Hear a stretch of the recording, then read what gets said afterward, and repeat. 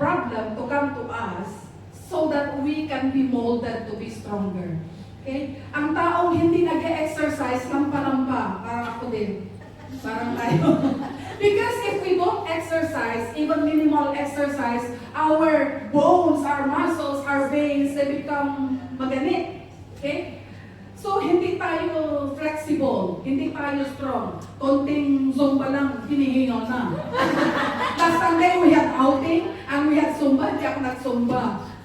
Napagod na ako. Pero sa mga nag-Zumba, why did we get tired so easily? Because we don't exercise. The same thing with our spiritual life. If trials and problems don't come in our lives, we will not be able to exercise our faith. Faith will only grow when we overcome trials. Remember my last teaching? Okay? Let trials grow you, not grow on you. How can you grow in your trials if you overcome through the Word of God, through the fellowship of brethren? Okay? Babalik ako. When we come here Sunday after Sunday, okay, parang nawala ako dun sa point na sinasabi ko kanina.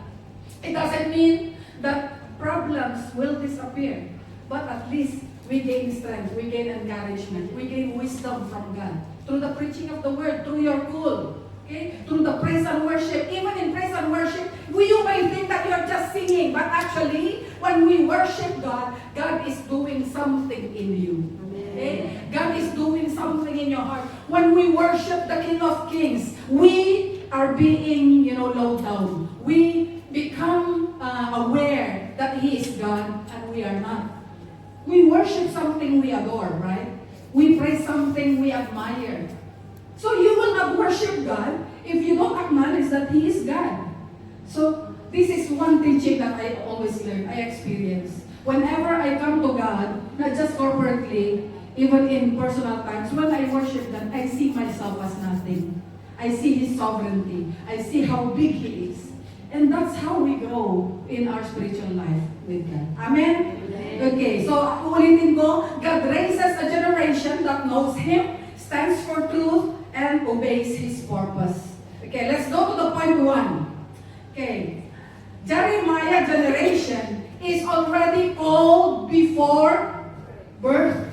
Don't think that only now God is calling you. God already called you. God already knows you. God already appointed you. God already has chosen you even before your mother consumed you, your parents consumed you. Even inside your womb, God already has a plan for you. God already has a purpose for you. Hallelujah. In Jeremiah chapter 1 verse 5, it is said here, before I formed you in the womb, I knew you. Before you were born, I set you apart.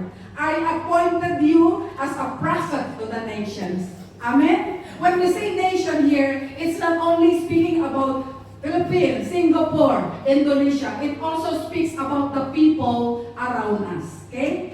God can use you as a prophet. What is a prophet doing? Prophet speaks about the Word of God. Hindi lang yung nagsasabi, may lindol na darating. No.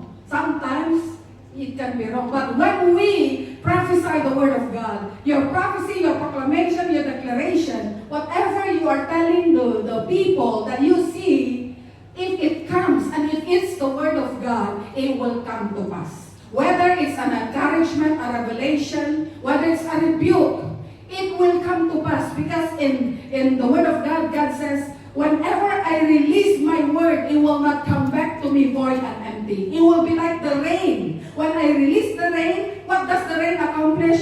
It waters the soil. It waters the plants. And they grow. The same thing with the Word of God. When you release the Word of God, when you proclaim the Word of God, when people come to you for advice, for counseling, when you give the Word of God, it will accomplish the purpose of God in their lives. Amen? So how can you share the Word of God to people if you yourself, you don't know the Word of God?